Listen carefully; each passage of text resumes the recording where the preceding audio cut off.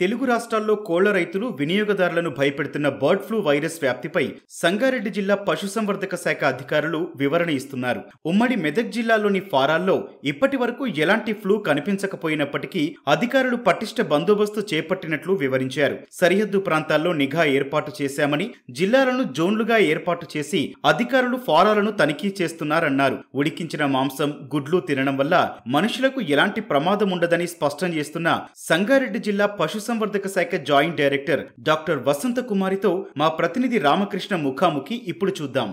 ఇటీవల ఈ కోళ్లకు సంబంధించి బర్డ్ ఫ్లూ వ్యాధి వ్యాప్తి రెండు తెలుగు రాష్ట్రాల్లో విపరీతంగా జరిగిందని చెప్పుకోవచ్చు. ఆంధ్రప్రదేశ్లో ఎక్కువగా ఈ ప్రభావం అయితే ఎక్కువగా ఉంది. తెలంగాణలో పలు ప్రాంతాల్లో మాత్రమే కొంతమేరకు ప్రభావం చూపింది. ప్రస్తుతం అయితే సంగారెడ్డి జిల్లాకు సంబంధించినటువంటి ఈ బర్డ్ ఫ్లూ వ్యాధి ఏది ఉంది, దానికి సంబంధించి జాగ్రత్తలు ఏం తీసుకోవాలి, అలాంటి విషయాలను మనతో పంచుకోవడానికి సంగారెడ్డి జిల్లా పశు సంవర్ధక శాఖ జాయింట్ డైరెక్టర్ ఎం వసంత కుమారి మనతో ఉన్నారు. ప్రస్తుతం ఆమెను అడిగి దీనికి సంబంధించిన పూర్తి వివరాలు అయితే తెలుసుకుందాం. ఈ బర్డ్ ఫ్లూ అంటే అసలు ఏంటి, అది ఎందుకు వస్తుంది? బర్డ్ ఫ్లూ అనేది ఇప్పుడు ఏవియన్ ఇన్ఫ్లుయెంజా అనేటువంటిది, దీన్నే బర్డ్ ఫ్లూ అంటారు. సో దీని వైరల్ ఇన్ఫెక్షను. సో ఇది కంటాజియస్ డిసీజు. ఒక బర్డ్ నుంచి ఇంకొక బర్డ్కు ఈ వైరస్ వల్ల ఈ వ్యాధి వ్యాప్తి చెందుతుంది. ఎక్కువగా కూడా ఈ పౌల్ట్రీ ఫామ్లలో ఇది వ్యాప్తి చెందడానికి అవకాశం ఉంది. ఈ బర్డ్ ఫ్లూ వచ్చింది అని ఈ ఎవరైతే పౌల్ట్రీ యజమానులు ఎలా గుర్తించాలి? ఈ ఫ్లూ లక్షణాలు ఎలా ఉంటాయి? ఈ బర్డ్ ఫ్లూ అనేది యాక్చువల్గా వలస పక్షుల ద్వారా కానీ, లేకపోతే ఒక కోడి నుంచి సిక్ అయిన ఒక బర్డ్ నుంచి ఇంకొక బర్డ్కి ఇది వ్యాప్తి చెందుతుంది. అది వచ్చినప్పుడు ఏంటంటే అన్యూజువల్ డెత్స్ జరుగుతాయి. మోర్టాలిటీ ఎక్కువ ఉండి అన్యూజువల్ డెత్స్ ఎక్కువ జరుగుతాయి. కాబట్టి ఇమీడియట్గా వాటిను ఏ వ్యాధి వచ్చింది, ఏ వైరస్ వల్ల వచ్చింది అని చెప్పేసి ఇమీడియట్గా మన అనిమల్ హస్బెండరీ వాళ్ళు పోయి చూడడం జరుగుతుంది. ఇప్పుడు మనకు వేరే రాష్ట్రాలలో ఈ యొక్క బర్డ్ ఫ్లూ అంటే ఏవియన్ ఇన్ఫ్లుయెన్జా ఉంది కాబట్టి మనం అందరం కూడా మన జిల్లా కానీ ఇంటర్ బోర్డర్ స్టేట్ దగ్గర చెక్ పోస్టులు ఉన్నాయి. ఆ చెక్ పోస్టులలో వేరే రాష్ట్రం నుంచి మనకు ఈ యొక్క బర్డ్స్ ట్రాన్స్పోర్టేషన్ జరగకుండా, అంటే సిక్ బర్డ్స్ జరగకుండా చెక్ పోస్టులు ఉన్నాయి ఇంటర్ స్టేట్ బోర్డర్లో. అవి రెండు ఉన్నాయి మనకు, మోడ్గి ఒకటి, గంగవారు ఒకటి. ఆ వాటిల్లో మన యొక్క ఆర్ఆర్ టీమ్స్ వేయడం జరిగింది. పోలీస్ సిబ్బంది సహాయము కానీ, ఆర్టీఓస్ కానీ వాళ్ళ సహాయంతో మనము వాళ్ళను అక్కడ డిప్యూట్ చేయడం జరిగింది. ఏమైనా మనకు అనుమానాస్పదంలో కూడా అవి కూడా ఎంటర్ అయినట్టు వాటిని వెనక్కి పంపించడం జరుగుతుంది. ఇప్పుడు బర్డ్ ఫ్లూ అనేది ఇప్పుడు మనకు మన జిల్లాలో అయితే ఇంతవరకు నోటీస్ కాలేదు. ఈ రైతులందరికీ కూడా మేము అవేర్నెస్ తీసుకొచ్చినాము. అంటే పౌల్ట్రీ ఫార్మర్స్తో మేము మీటింగ్ పెట్టడం జరిగింది.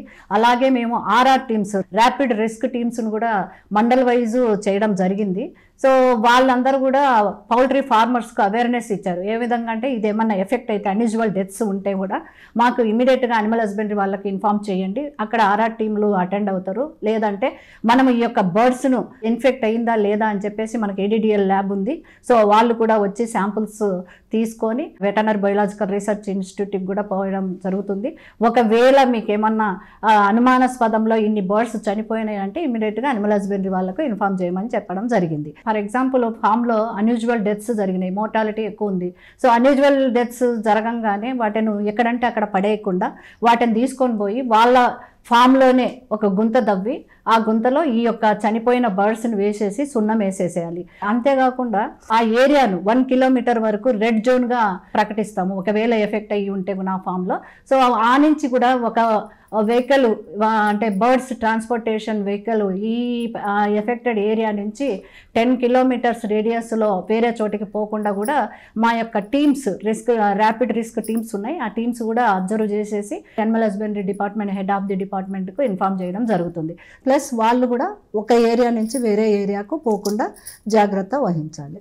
వాళ్ళ ఫామ్లో ఒక బర్డ్కి ఏదైతే ఈ కోడ్ ఉందో దానికి ఒకసారి వ్యాధి సోకింది అని గుర్తించడం ఎలా రైతులు? వ్యాధి సోకిన వెంటనే ఆ బర్డ్ ఏమైపోతుందంటే వాటికి ఫ్లూ వస్తుంది కదా, ఇమ్మీడియట్గా 24 అవర్స్లో అవి అన్యూజువల్, అంటే ఒకదాని నుంచి ఒకదానికి స్ప్రెడ్ అయిపోయి అన్నీ కూడా అన్యూజువల్ డెత్స్ ఉంటుంది, మోర్టాలిటీ ఎక్కువ ఉంటుంది. సో వాటికి ఫ్లూ ఉంటుంది, అంటే వాటికి కాఫ్ కానీ, పర్పుల్ డిస్కలరేషన్ కానీ ఇలాంటివి జరిగి దానికి కాఫ్ స్నీజింగ్ కానీ రెస్పిరేటరీ ట్రాక్ట్ ఇన్ఫెక్షన్ జరిగి ఇమ్మీడియట్గా వాటికి ఊపిరాడక చనిపోతాయి. విత్ ఇన్ అవర్స్లలో కూడా అన్యూజువల్ డెత్స్ ఉంటాయి. ఆ ఫామ్లో పనిచేసే వాళ్ళు ఏం చేయాలంటే గ్లౌజులు వేసుకోవాలి, మాస్క్ వేసుకోవాలి, గగుల్స్ పెట్టుకోవాలి, తర్వాత ఫుడ్ బాత్ ఉంటుంది, దాంట్లో ఫార్మలిన్ వేసుకొని వాళ్ళు ఆ ఫామ్లోకి ఎంటర్ కావాలి. వాళ్ళు ఇమ్మీడియట్గా జాగ్రత్తలు తీసుకోవాలి. అక్కడున్న ఫార్మర్స్ ఇమ్మీడియట్గా జాగ్రత్తలు తీసుకోవాలి. ఆ చనిపోయిన బర్డ్ను ఎక్కడంటే అక్కడ పడేయకూడదు. ఆ పడేయడం వల్ల వైరస్ వేరే ఫామ్స్కి కూడా స్ప్రెడ్ అవుతుంది కాబట్టి అలా జరగకుండా చూసుకోవాలి. ఈ ఫ్లూ రాకోకుండా ముందే ఈ ఫామ్ వాళ్ళు, ఈ రైతులు అయితే ఎలాంటి జాగ్రత్తలు తీసుకోవాలి? దీనికి ఏమన్నా మందులు కానీ ప్రిస్క్రిప్షన్ ఏమంటే ఉన్నాయా? వీటికి ఇప్పటి వరకు అంటే వ్యాక్సిన్ అంటూ ఏమీ లేదు. కాకపోతే ఏంటంటే ఏ ఫామ్లో వైరస్ ఉందో మనకు తెలియదు కాబట్టి వాళ్ళు వేరే ఫామ్లోకి వెళ్లకుండా వాళ్ళ ఫామ్లో ఉన్న వాటిని జాగ్రత్తగా చూసుకోవాలి. ఈ చనిపోయిన కోళ్ళని ఈ కొన్ని ప్రదేశాలలో ఈ చేపలకి ఎరువులుగా కూడా ఉపయోగిస్తారు. ఆ పద్ధతి చేయొచ్చా, చేయకూడదా? చేయకూడదండి, చేయకూడదు. ఎందుకంటే చనిపోయిన బర్డ్స్ని ఇమీడియట్గా మనము ఆ ఏరియాలోనే గుంతతవ్వి పూడ్చడం, సున్నం వేయడం అని జరుగుతుంది కాబట్టి, ఎందుకంటే వైరస్ చనిపోవడానికి ఈ యొక్క ప్రయత్నము, అవి వాటిని తీసుకుపోయి చేపలల్లో నీళ్ళల్లో వేయకూడదు. ఎందుకంటే ఆ నీళ్ళల్లో అందు వేయడం వల్ల వైరస్ అనేది వేరే పక్షులకు కూడా స్ప్రెడ్ అవుతుంది. ఈ పక్షులు ఏవైతే ఉన్నాయో ఈ వేరే ప్రాంతాల నుంచి కూడా ఇక్కడికి రావటం, దానివల్ల ఫ్లూ వస్తుంది అని కూడా చెప్తున్నారు. అంటే ఈ ఆ బర్డ్స్ని గుర్తించడం కానీ లేకపోతే వాటిని అరికట్టడం కానీ ఎలాంటివి ఏమన్నా ఉన్నాయా అవకాశం? ఇప్పుడు వేరే రాష్ట్రాల నుంచి, వేరే దేశాల నుంచి ఈ సిక్ అయిన బర్డ్స్, అంటే ఓన్లీ ఫ్లూ ఉన్న బర్డ్స్ వచ్చి అక్కడ ఉన్నటువంటి వేరే రాష్ట్రాల నుంచి కానీ వేరే దేశం నుంచి కానీ మన రాష్ట్రంలోకి వచ్చి వాటర్ బాడీస్లో దాన్ని రెట్ట వేయడం కానీ, సెక్రేషన్స్ వేయడం కానీ, లేదా ఎక్కడన్నా ఫామ్ దగ్గర ఈ సెక్రేషన్స్ రెట్టలు వేయడం ద్వారా వైరస్ అనేది ఆ ఫామ్లో ఇమ్మీడియట్గా ఆ కోళ్ళకు వ్యాప్తి చెందుతుంది. కాబట్టి ఆ వలస పక్షుల్ని నివారించడానికి, అంటే మనకు తెలియదు ఆ పక్షులలో వైరస్ ఉందా లేదా అనేది మనకు తెలియదు కాబట్టి ఈ యొక్క బర్డ్స్ను జాగ్రత్తగా చూసుకోవాలి. ఇప్పుడు మొత్తంగా ఈ 2 తెలుగు రాష్ట్రాల్లో కూడా ఈ బర్డ్ ఫ్లూ వల్ల చికెన్ ధరలు కూడా తగ్గిపోయినాయి. అలా విధంగా చికెన్ తినొచ్చా, తినకూడదా, అలాగే గుడ్లు కూడా తినొచ్చా లేదని కొంత అనుమానం అయితే ఈ ప్రజల్లో ఉంది. దానికి ఏం చెప్తారు? దానికి ఎటువంటి అనుమానం లేదండి. ప్రజలు భయాందోళనకి ఏమి భయపడాల్సిన అవసరం లేదు. చికెన్ మనము తీసుకొని వచ్చి బాయిల్ చేస్తాం, 102, 103 డిగ్రీల దగ్గర మనం బాయిల్ చేయడం జరుగుతుంది. ఆ బాయిల్ చేయడం వల్ల వైరస్ ఏదైనా ఉన్నా కూడా చనిపోతుంది. అటువంటి భయాందోళన ఏం అవసరం లేదు. ఎగ్ కానీ చికెన్ కానీ మంచిగా మనం తినొచ్చు, అటువంటిది ఇబ్బంది ఏమీ ఉండదు. ఎందుకంటే మనం ఉడకబెట్టి కుక్ చేసి తింటాం కాబట్టి దాంట్లో ఉన్నటువంటి వైరస్ కానీ, బ్యాక్టీరియా కానీ, ఫంగల్ కానీ ఏదైనా ఉన్నా కూడా అది చనిపోవడం జరుగుతుంది. కాబట్టి ఎవ్వరు కూడా భయాందోళనకు గురి కావాల్సిన అవసరం ఉండదు.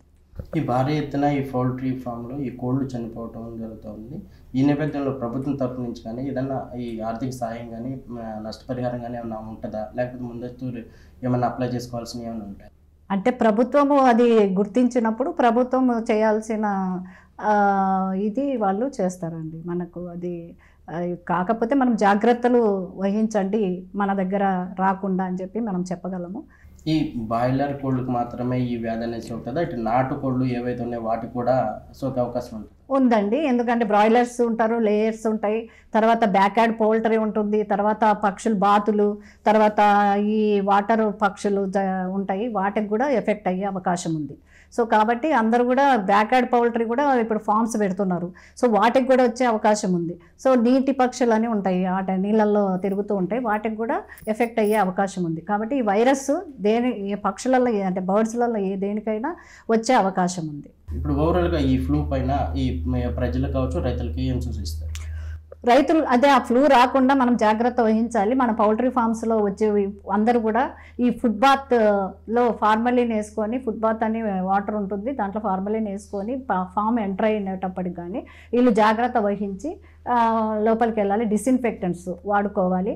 తర్వాత పౌల్ట్రీ ఫార్మ్స్లో ఉన్న ప్రతి ఒక్కరు కూడా ప్రికాషన్స్ తీసుకోవాలి. మాస్క్ వేసుకోవాలి, గ్లౌజులు వేసుకోవాలి, గూగుల్స్ వేసుకోవాలి, వాటిని పట్టుకోవడము, వాటికి ఫీడ్ ఇవ్వడము, వాటికి వాటర్ పెట్టడం అంతా కూడా పౌల్ట్రీ ఫార్మర్సే చేసుకుంటూ ఉంటారు. కాబట్టి వాళ్ళు జాగ్రత్తగా ఉంచి తర్వాత వాళ్ళు ఇంకో ఫామ్ నుంచి ఇంకో ఫామ్కి వెళ్లకుండా జాగ్రత్త వహించాలి.